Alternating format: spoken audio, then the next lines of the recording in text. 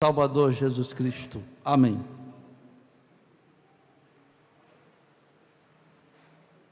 Evangelista José Claudine Luiz dos Santos estará nos ensinando a palavra de Deus nesta noite.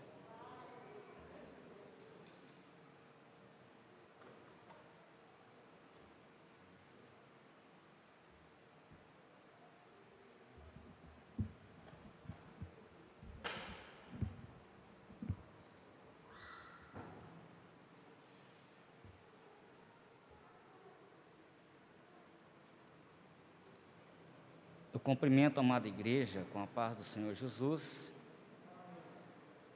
Estamos muito felizes por estar aqui nesta noite e que Deus possa abençoar a todos de uma forma muito maravilhosa.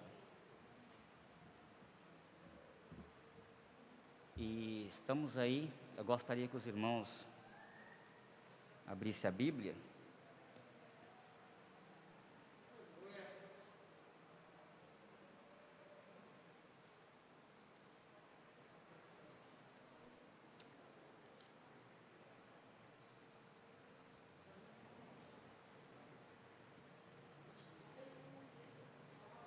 Eu gostaria que os irmãos pegassem por base o livro de 1 Tessalonicenses, capítulo 4, versículo 13 e 18.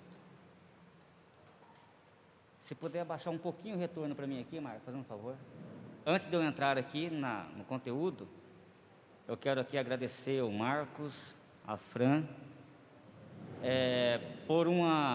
eles levantaram, estenderam as mãos para poder ajudar uma pessoa que estava extremamente necessitados.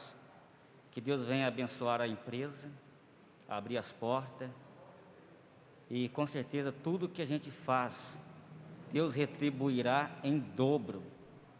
A Bíblia diz que aquele que faz o bem, que sabe fazer o bem não faz, comete pecado, é pecado de omissão. Mas aqueles que realmente estendem as mãos para poder ajudar o necessitado, Deus recompensa. Que Deus abençoe a empresa, Fran, Marcos, por essa bênção. Deus abençoe em Cristo Jesus. 1 Tessalonicenses capítulo 4, versículo 13 e verso de número 18. Então, gostaria que os irmãos pegassem aqui a tua Bíblia e abrissem comigo aqui. 1 Tessalonicenses capítulo 4, e versículo 13 e o verso de número 18. Eu vou ler aqui essas referências e os irmãos simplesmente estarão acompanhando comigo, tá ok? Que diz assim a palavra de Deus: não quero, porém, irmãos, que sejais ignorantes acerca dos que já dormem, para os que não vos entristeçais como os demais que não têm esperança. Porque se cremos que Jesus morreu e também ressuscitou, assim também os que em Jesus dormem, Deus os tornará a trazer com Ele. E diz-vos, pois isto pela palavra do Senhor, que nós, os que ficarmos vivos para a vinda do Senhor, não procederemos aos que dormem. Porque o mesmo Senhor descerá do céu com alarido, e com a voz de arcanjo, e com a trombeta de Deus, e os que morreram em Cristo ressuscitarão primeiro. Depois nós, os que ficarmos vivos, seremos arrebatados juntamente com Ele nas nuvens e encontrar no Senhor nos ares. E assim estaremos sempre com o Senhor. Tá certo? O verso 18 nos diz assim: portanto, consolai-vos uns aos outros com estas palavras. Muito bem. O interessante aqui, meus queridos irmãos, que muitos duvidam das promessas de Deus, imaginando que o Senhor Jesus demorará a voltar para o que? Buscar a sua igreja. Ou muitos ignoram tudo sobre o arrebatamento. Muitas pessoas dizem que há paz e segurança, mas a Bíblia diz que Jesus vai voltar. Mas a palavra de Deus, queridos irmãos, ela é tão clara e tão inconfundível que o Senhor Jesus virá para arrancar a sua igreja do caos deste mundo. E as Escrituras, elas nos advertem que devemos o quê? Estar preparados, porque não sabemos a hora e quando o Senhor voltará para buscar a sua igreja. Então, queridos irmãos, nós temos que estar o quê? Apercebido, e também a Bíblia diz que o Filho do Homem há de vir a hora em que nós não pensais, como está em Mateus, no capítulo 24, do verso de número 44. Então, após esse ensinamento, a igreja e os irmãos aqui e os que estão lá em casa, eles podem identificar em 3 aspectos. O primeiro é identificar as personagens que são participantes do arrebatamento da igreja. E segundo, citar os elementos que indicam a natureza e o procedimento do arrebatamento da igreja, que é na vinda do Senhor Jesus. E o terceiro aspecto é estabelecer as diferenças entre o arrebatamento, entre a manifestação pessoal e invisível, ou invisível e pessoal aqui na terra, tá ok? Muito bem. O que nós podemos observar dentro desse conteúdo, é preciso deixar bem claro que a segunda vinda de Cristo, ela ocorrerá em 2 fases distintas. A primeira fase, haverá então o arrebatamento da igreja. Jesus então ele voltará invisível aos olhos do mundo, ou seja, detendo-se nas nuvens, no abrir e fechar de olhos. Ele arrebatará para si todos os santos, isto é, ocorrerá antes da grande tribulação. E a segunda fase da vinda do Senhor Jesus acontecerá 7 anos, segundo a compreensão das 70 semanas de Daniel. E já mais tarde, já no fim da grande tribulação, e desta vez ele voltará em um grande poder e glória, visível a todos os olhos, e todos que estão ali presentes, e virá o Senhor Jesus. E ele virá para salvar e restaurar o povo de Israel, e destruir o exército anticristo, e amarrar o diabo, e ele vai governar ali por 1000 anos, ali no milênio. Mas antes de eu entrar aqui dentro desse contexto, e eu gostaria de voltar aqui para o livro de Daniel, porque o livro de Daniel, irmãos, ele é o Apocalipse do Antigo Testamento, tá ok? É preciso nós entender primeiro o livro de Daniel, para quem se refere esta profecia, e para quem se refere o Israel. Israel é o relógio escatológico de Deus. Então acompanhe comigo aqui. O livro de Daniel, no capítulo 9 e do verso 24, olha na Bíblia de vocês, acompanhem comigo por gentileza.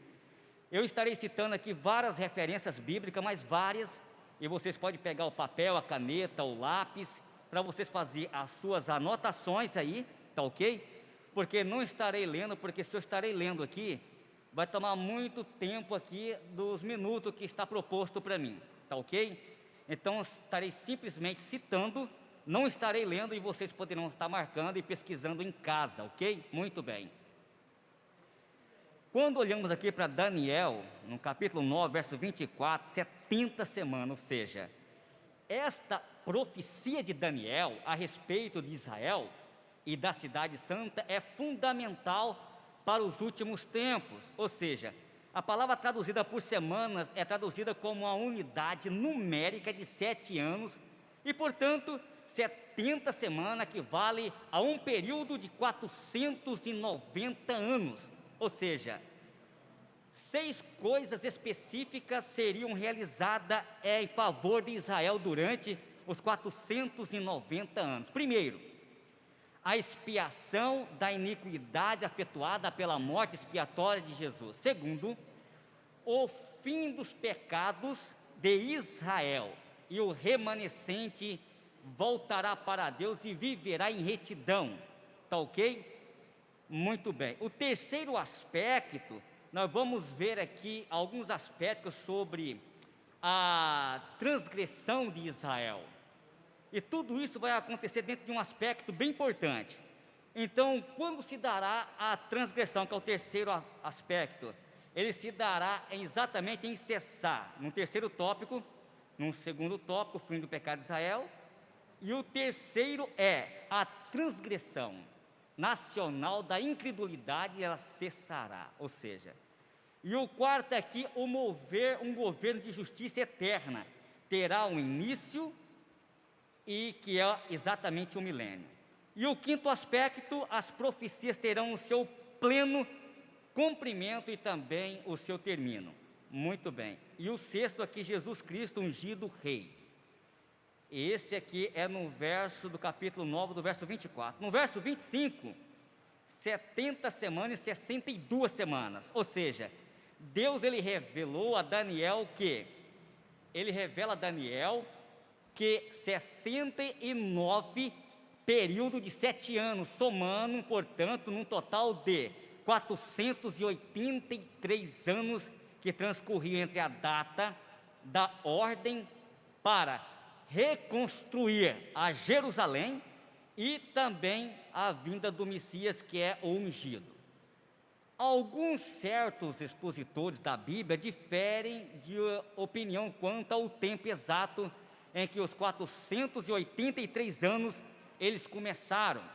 Alguns concluem que foi em 538 a.C., quando Ciro ele promulgou em favor dos auxiliados judeus. Porém, esse decreto ele visava o quê? A retificação somente do templo e não da cidade. É mais provável, queridos irmãos, que essa data inicial ela seja em 457 a.C., isto é, na questão mais ampla, 457 anos antes de Cristo, em que Esdras ele voltou para Jerusalém e começou a reedificar a cidade, como está em Esdras, no capítulo 4, do versículo 12 até o verso de número 16, tá certo?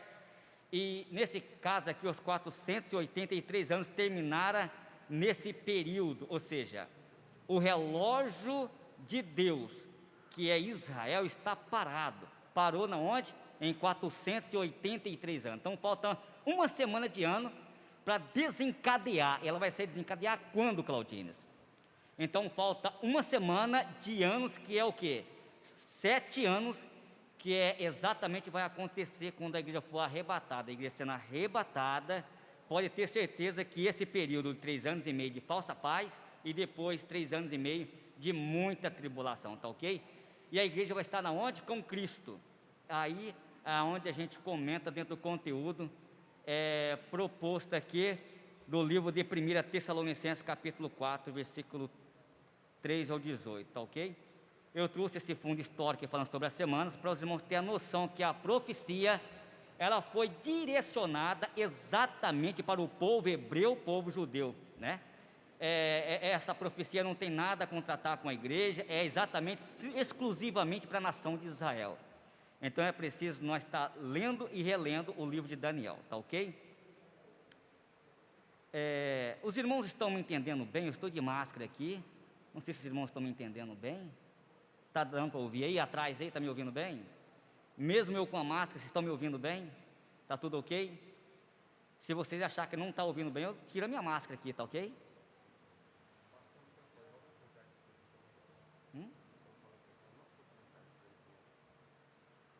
Vou chegar mais perto aqui.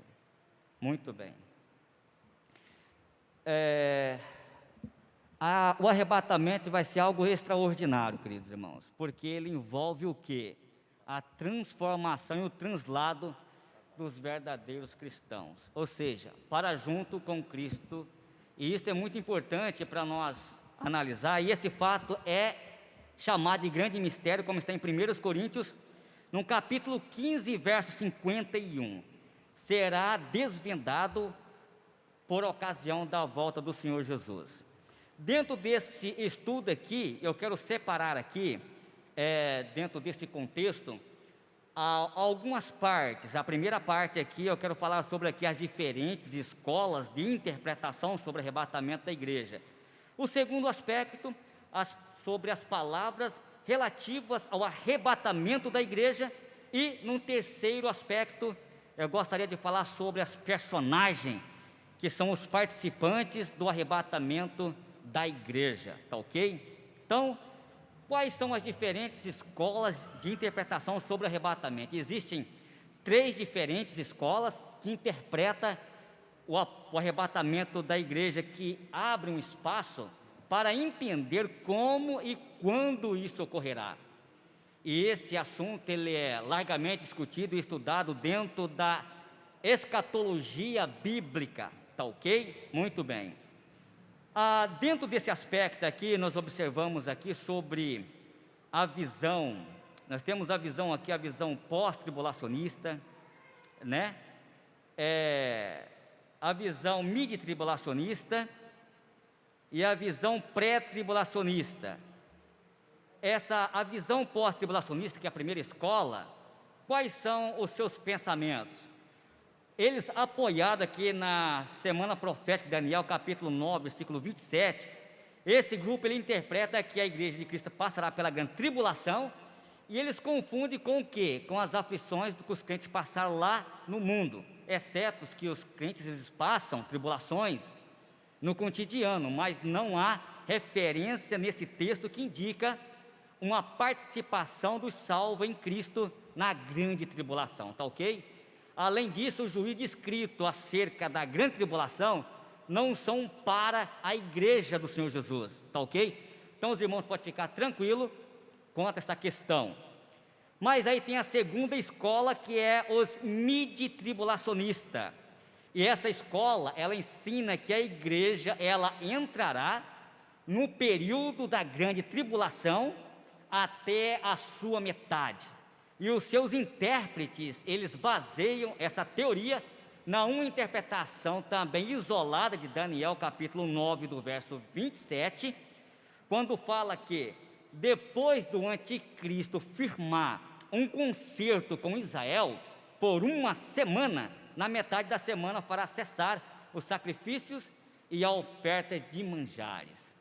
E tomam ainda o texto de Mateus, capítulo 24, do versículo 1 ao 14, para afirmar que a igreja, ela simplesmente estará na primeira metade da semana de Daniel, e no meio da tribulação a igreja será arrebatada. E essa é a segunda escola.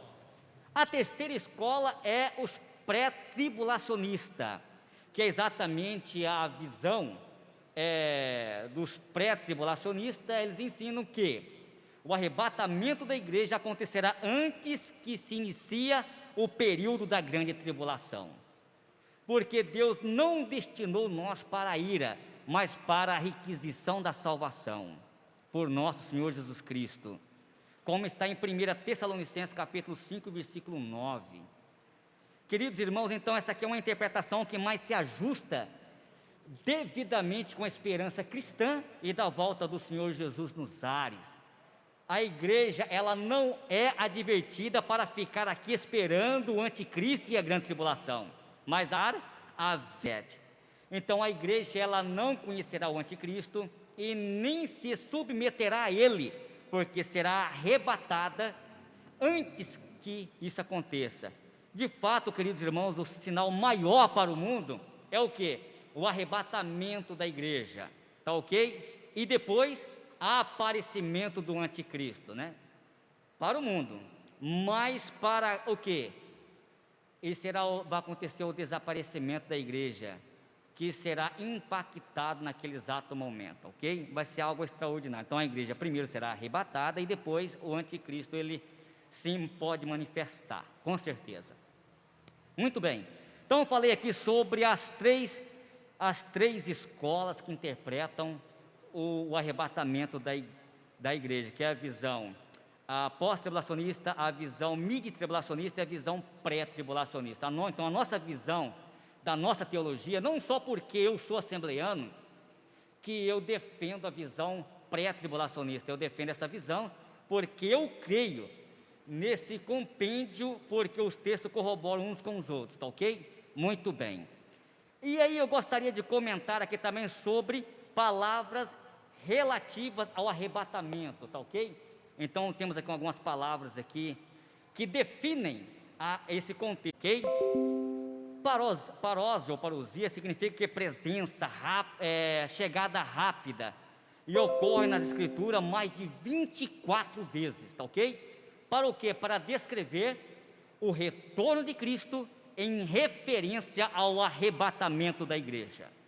E principalmente quando nós olhamos aqui para a 1 Tessalonicenses, no capítulo 4, versículo 17, já o termo epifaneia significa manifestação, vir à luz, ou seja, resplandecer ou brilhar, e se refere-se à segunda fase da vinda do Senhor Jesus de Cristo, quando Ele voltar à terra, ou seja, isso já é visivelmente, juntamente com quem? Com a sua igreja, é a volta pessoal de Cristo. Que coisa maravilhosa, irmãos, isso acontecerá com a manifestação visível e gloriosa, principalmente quando nós olhamos para 2 Tessalonicenses capítulo 2 e versículo 8, epifaneia é um termo que especifica a volta de Cristo sobre a terra de modo mais direto, porque diz respeito a quem? A sua manifestação pessoal e visível ao mundo. Que coisa maravilhosa, né, irmãos? Então eu falei aqui sobre algumas definições em termos e as palavras relativas. Então vamos ver aqui sobre as diferenças entre os dois eventos da segunda vinda de Cristo. Mas Claudines, qual é a diferença? Quanto ao arrebatamento, Cristo ele virá sobre as nuvens, como está em 1 Tessalonicenses 4,17, e será de modo invisível e repentino, porque virá para quem? Para os seus santos nos ares. Em relação à manifestação pessoal de Cristo na terra, é bem diferente, porque ele virá nas nuvens de uma forma maravilhosa. Quando Jesus vir com a igreja, ele vai vir para resgatar Israel, tá ok? Então nós vemos aqui dois aspectos, observamos em Colossenses 3 e 4, como também em Apocalipse, no capítulo 17, verso 14, nós vamos encontrar também Apocalipse, capítulo 19, e do versículo 7 ao versículo 9, que são algumas referências importantes, né, que descrevem esses eventos, tá ok? Muito bem. Agora, continuando aqui, no primeiro evento, ele arrebatará a igreja no abrir e fechar de olhos, como está em 1 Coríntios, capítulo 15, verso 52. E esse arrebatamento acontecerá antes que o anticristo venha e instale o seu domínio sobre a terra. O segundo evento da volta de Cristo, ele acontecerá no final da grande tribulação, tá ok? Quando ele virá para aniquilar o domínio do anticristo e para instalar o seu reino de 1000 anos, que é o reino milenial, porque a nossa visão é uma visão pré-tribulacionista e a nossa visão, cremos literalmente no milênio literal, tá ok? Muito bem. Agora eu gostaria que os irmãos aqui me acompanhassem aqui, e eu gostaria de falar sobre aqui as personagens participantes do arrebatamento da igreja. Primeiro, o próprio Senhor Jesus Cristo. Diz a Escritura, porque o mesmo Senhor, Ele descerá do céu, como está em 1 Tessalonicenses capítulo 4, versículo 16. O apóstolo Paulo, Geraldo, ele dá uma ênfase ao senhorio do Senhor Jesus, conquistado ali no Calvário, como diz, porque o mesmo Senhor, os vivos e os mortos em Cristo, eles receberão a ordem do comando do próprio Senhor Jesus. Ou seja, Ele pessoalmente dará ordem aos teus anjos para que reúnem os remidos de toda a terra para o encontro com Ele sobre as nuvens. Que coisa maravilhosa, hein? Então, o mesmo em quem a igreja tem confiado, encontrará com Ele naquele exato momento, naquele grande dia. E essa é a nossa esperança. Isso é muito forte, irmãos. Mas o segundo aspecto, o arcanjo, o texto de Daniel, que o arcanjo Miguel, ele participará do evento da segunda vinda de Cristo. como está em Daniel capítulo 12 e do verso de número 1. Muito especialmente quando nós olhamos aqui sobre Epifaneia, quando Cristo, ele rodeado de um grande exército celestial, ele descerá sobre a terra no Monte das Oliveiras, como nós observamos aqui em Zacarias, no capítulo 14 e do verso 3 em diante. Que coisa maravilhosa. Porém, no arrebatamento da igreja, a participação do arcanjo é simplesmente dar a voz de comando, tá ok? A qual será ouvida por quem? Pelos remidos. As escrituras declaram que o arcanjo soará a sua voz como sonido de trombeta, como diz, e como a trombeta de Deus. Muito bem. Então, no primeiro aspecto, o próprio Senhor Jesus Cristo. No segundo, o arcanjo. E no terceiro, os mortos em Cristo. Quando nós observamos aqui sobre esse aspecto, naquele dia, os mortos em Cristo, eles o quê? Ouvirão a voz do chamamento da trombeta do Senhor. E no abrir e no fechar de olhos, como eu acabei de citar, 1 Coríntios 15, 51 e 52, estarão o que? Na presença deles nos ares, com um corpo glorificados. A palavra mortos diz a respeito do que? Dos corpos dos santos, que ressuscitarão num corpo transformado, num corpo espirituais, enquanto os corpos dos ímpios permanecerão ali na sepultura até o dia do juízo final, tá ok? Como nós observamos em Apocalipse capítulo 20, verso 12. Assim como Cristo ressuscitou corporalmente, também os salvos, eles ressuscitarão, irmão Anselmo, corporalmente, como está em Lucas, no capítulo 24 e verso 39. Muito bem. E eu fecho essa parte aqui, que os vivos preparados, tá ok? Eu comentei aqui sobre o próprio Senhor Jesus, a voz do arcanjo, tá ok? Os mortos em Cristo e os vivos preparados, que é a última parte aqui agora, tá ok? Muito bem.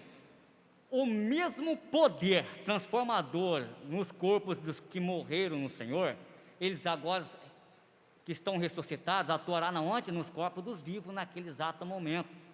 Paulo ele declarou: depois nós quem? Os que ficarmos vivos, seremos o que? Arrebatados, como está em 1 Tessalonicenses, no capítulo 4, versículo 17. Nem todos dormiremos, mas todos seremos transformados, como está em 1 Coríntios 15, 51. Quase que simultaneamente, a ressurreição dos mortos em Cristo, os vivos em Cristo ouvirão a voz do arcanjo e serão transformados e arrebatados ao encontro do Senhor nos ares. Os corpos mortais serão revestidos de imortalidade, porque nada do que é terreno ou mortal poderá então entrar na presença de Deus. Será o poder do Espírito Santo sobre a matéria, como está em 1 Coríntios 15, 53 e 54. Ou seja, o arrebatamento dos vivos implica tirá-los do período terrível da grande tribulação. Tá certo? Então isso é importante, é saber que a igreja não estará naquele grande momento, ok?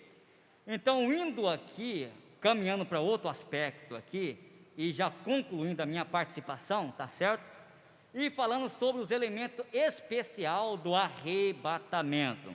Alguns elementos aqui especial indicam a natureza e o procedimento do arrebatamento da igreja e da vinda do Senhor Jesus. Então, quando nós olhamos aqui, primeiro porque é surpresa, segundo, ele é invisibilidade, terceiro, imaterialidade, e o quarto, velocidade. Ou seja, o primeiro aqui é surpresa.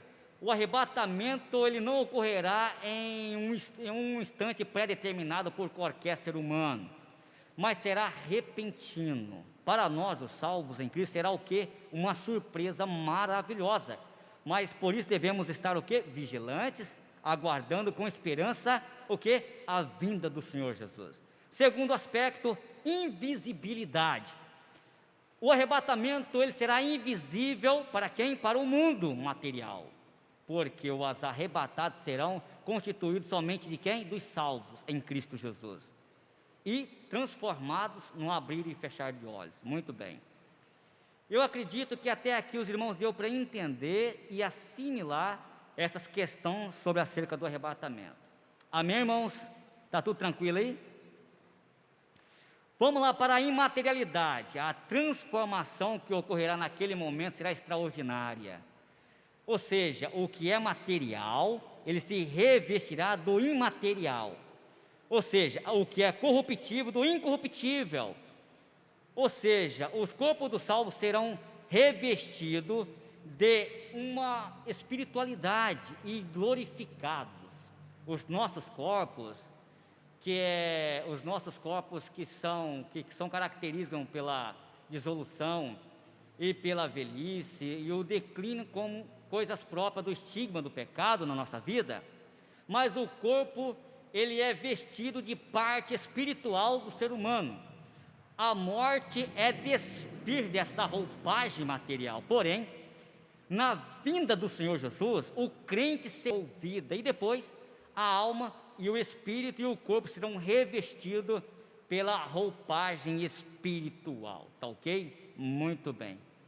Então é dessa forma que vai acontecer. Aqui no quarto aspecto, a velocidade. Como nós observamos aqui em 1 Coríntios capítulo 15, verso 52, para tentar explicar a velocidade, Paulo, ele usou o termo grego átomos, algo impossível de ser cortado ou dividido. Parece que hoje a ciência ela já descobriu uma forma de dividir um átomo, mas segundo alguns comentários, tá ok? Mas veja bem, o átomo é algo impossível de ser cortado ou de ser dividido. Também encontramos outras expressões bíblicas para denotar a velocidade, tais como num abrir e fechar de olhos, ou num piscar de olhos, e será tão rápido que nada mesmo, irmão Manuel, nenhuma câmera, nenhum satélite, nenhuma torre de transmissão poderá detectar o rapto da igreja.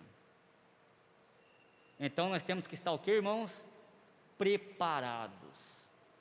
Nós temos que estar o quê? Vigilantes. O crente ele deve guardar, tanto na fé, guardar essa esperança da vinda do Senhor. Porque nós não fomos destinados à ira de Deus. Por isso seremos tirados deste mundo e não passaremos pela grande tribulação, tá ok? Estejamos para ser prontos para ir com Ele quando Ele vier nos buscar. Tá certo, igreja? Então, isso é importante. Mas o que nós vamos encontrar aqui sobre algumas questões, definições da segunda vinda de Cristo, que é bastante ampla, e vista pelo menos de duas maneiras diferentes, que é localizada às vezes para indicar o drama dos tempos do fim, e abrangendo tanto o arrebatamento da igreja, quanto a revelação de Cristo em glória no Monte das Oliveiras, tá ok? Como está em Zacarias capítulo 14, versículo 4. E outras vezes também focada especificamente para diferenciar a revelação de Cristo do arrebatamento da igreja que acontecerá. A primeira fase e a segunda vida, tomada em sentido mais amplo, refere-se ao arrebatamento da igreja, ok? Quando vejo aqui esse arrebatamento abruptamente, esse aviso breve, Jesus ele vai levar aqueles que se acham preparados para a sua vida, tá ok? E os que estiverem em Cristo, tanto os ressuscitados quanto os que se encontram vivos, serão conjuntamente arrebatados. O vocábulo grego que é arpagezomata, que é a palavra grega arpagezometa, que significa então arrebatar poderosamente, tá ok? Nas nuvens. Então, antes da gente estudar ou pesquisar ou tentar buscar uma fonte, nós não temos aqui os originais, porque os originais estão espalhados nos museus de Londres, nos museus de Jerusalém, nos museus lá do Egito, mas nós não temos, às vezes nós temos aqui as cópias que as editoras, elas imprimem as Bíblias. E é importante, você pode comprar uma Bíblia hebraica e grego e tentar buscar algumas fontes nos originais, tá ok? E já estou terminando, irmãos. Eu quero terminar aqui rapidamente dizendo que o arrebatamento, ele é poderosamente, Jesus vai vir nas nuvens, e possivelmente vai vir na nuvem de glória, e nós iremos encontrar com ele nos ares, que é o harpazo, né? A palavra harpazo é um tempo verbal, futuro, passivo e usado para descrever a ação dos ladrões das águias, que ambos furtivamente se apropriam-se de seus despojos. E é o caso de Paulo aqui, quando ele foi levado com grande poder ao terceiro céu, como está em 2 Coríntios capítulo 12, versículo 2. No latim ele traduziu esse termo pelo raptus, que é a raiz da palavra portuguesa arrebatamento, e mostrando que essa palavra se torna um termo legítimo para designar essa tão maravilhoso evento previsto tantas vezes na Bíblia. Então, eu quero aqui terminar aqui e dizendo, eu quero deixar para todos os irmãos que estão aqui e os que estão na live, estudando, pesquisando essa live, uma pergunta que os pós não conseguem responder. É por isso que eu creio na visão pré-tribulacionista. Mas uma pergunta que os pós-tribulacionistas não conseguem responder é esse verso que eu vou deixar aqui, que é muito importante esse verso. Já terminando aqui, já estou passando aqui para o evangelista Humberto. Apocalipse capítulo 13 e verso de número 14. Deixa eu ver se é esse aqui mesmo. Melhor dizendo, Apocalipse capítulo 19, verso 14. Então, isso aqui é uma pergunta que os pós não conseguem responder. E aí, eu lanço essa pergunta, e também já trago a resposta. Do capítulo 9 de Apocalipse, a igreja só vai aparecer aqui nesse verso. Se a igreja ela vai participar da grande tribulação, então ela não deveria ela aparecer aqui nesse verso. E eu vou dizer por que a igreja aparece aqui nesse verso. Apocalipse capítulo 19 e versículo, eu vou ler até um versículo 13, vou ler um versículo anterior, e depois eu vou ler o versículo 14, o versículo 15 e 16. Isso aqui são mensagens escatológicas, o ensino sobre arrebatamento às vezes é um pouquinho complexo mesmo, ok? Mas eu fiz o máximo de mim aqui, para que os irmãos tentem uma compreensão melhor. Vou ler aqui a referência. E estava vestido de uma veste salpicada de sangue, e o nome pelo qual se chama é a palavra de Deus. Verso 14. E seguia-nos um exército de céus, em cavalos brancos e vestidos de linho fino e branco puro. Anjos não têm vestes. Você sabe quem é que tem vestes? É a igreja. A igreja do Senhor Jesus, por isso que a Bíblia diz assim, bem-aventurado aqueles que lavam as suas vestes no sangue do Cordeiro. Quem é que lava as vestes no sangue do Cordeiro? A igreja, não é anjo, tá certo? Então essa aqui é uma das perguntas que os apóstolos não conseguem responder. Então a igreja ela aparece aqui, e esse exército aqui, eu vou ler até o verso 15, e da sua boca saiu uma espada aguda, para ferir com ela as nações, e ele o regerá com vara de ferro, e ele mesmo é o que pisa no lagar do vinho, e do furor da ira do Deus do Todo-Poderoso. Então nessa ocasião ele vem com um exército vestido de vestes brancas, Edésio. E aí, o que acontece? Ele vem com a igreja para livrar Israel da grande tribulação. Ele é aquela pedra a qual Daniel teve um sonho, da pedra que é na estátua do rei Nabucodonosor, naquela estátua, e aquela pedra representa Cristo, batendo no pé da estátua, destruindo todos os reinos. Jesus vai destruir os reinos, vai ter um pré-julgamento das nações. A Bíblia diz que o sangue chegará nos freios dos cavalos, vai ser na grande tribulação. Israel vai estar cercado, encurralados, para ser exterminado por todos os países que estará contra a nação de Israel. E Jesus chega nos ares, junto com esse exército que é a igreja, para livrar Israel Israel entra do reino milenial, literalmente, e Jesus então prende Satanás por 1000 anos. Interessante, né? O milênio é literal, as pessoas vão ter procriação, vai ter morte no milênio, as pessoas vão pecar. Por quê, Geraldo? Porque nós pecamos, não porque nós somos pecadores, não porque nós pecamos porque herdamos a natureza dos nossos primeiros pais lá no Éden. Isso já é uma outra questão. Mas, irmãos, que Deus abençoe a todos vocês, tantos quantos estão aqui perto, tantos quantos estão longe, e espero que os irmãos tenham compreensão sobre este aspecto. Eu quero sugerir aqui, tem um livro de escatologia bíblica do saudoso pastor Severino Silva, editora CPAD, O Plano Divino através dos séculos, também é muito bom, e tem várias outras obras que eu poderia citar aqui. Busca conhecimento na área escatológica, é muito importante. Deus abençoe a todos em Cristo Jesus.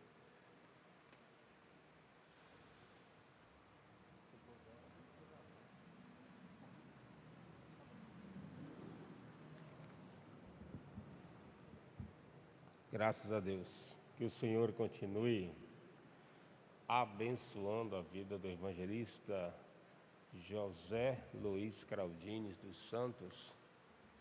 Que Deus possa usá-lo para ensinar a palavra do Senhor Deus.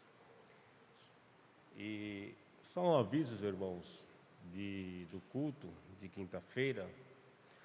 O culto de quinta-feira tem o tema carinho e cuidado. E estará ministrando o preletor pastor Haroldo Rosa, ele ali da subsede de Várzea Grande, e estará louvando ao Senhor o cantor Samuel Lucas. É livre, a quinta-feira é livre para todos, não tem nenhuma cor. Porém, a capacidade aqui do templo para estarmos congregando ao Senhor devido ao decreto